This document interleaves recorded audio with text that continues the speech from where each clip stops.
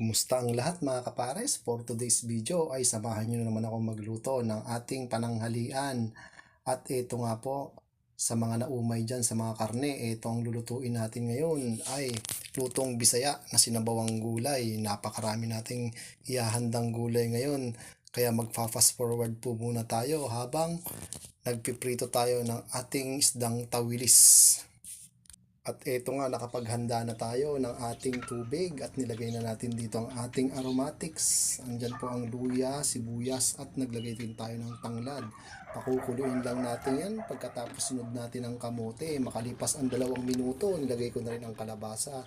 At pagkatapos kumulo, ilagay naman natin ang sitaw mga kapares. At tatakpan din natin yan at pakukuluin. At pagkatapos naman kumulo ay lalagay na rin natin yung ibang gulay. Sunod na rin natin yung ating talong, pati na rin yung patola. Sunod na rin natin ang okra.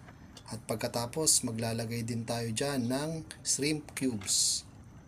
At maglalagay din po tayo ng kuros, ang tawag po sa amin. At pagkatapos tatakpan natin yan at pakukuluin. At pagkatapos naman kumulo ay dadagdagan natin ng konting patis. Kayo na pong bahala, wag lang sing alat ng dagat. At ito na nga po, konting halo-halo lang mga kapares. Tatakpan ulit natin yan. At pagkatapos naman kumulo ay ilalagay na rin natin yung iba pa nating gulay na dahon. Ito nga po, nilagay natin yung saluyot. At meron din po tayo dyang alugbati, pati na rin yung dahon ng ampalaya. At sigurado, napakasarap na naman ng ating sinabawang gulay mga kapares. Ayusin lang po natin yan at tatakpan ulit natin. At makalipas ang ilang minuto mga kapares, ito na.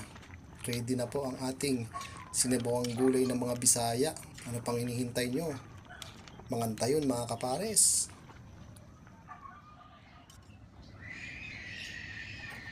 May natin mga kapares, niluto natin yung lutong Bisaya. Ayan, sabaw. Sabaw pa lang.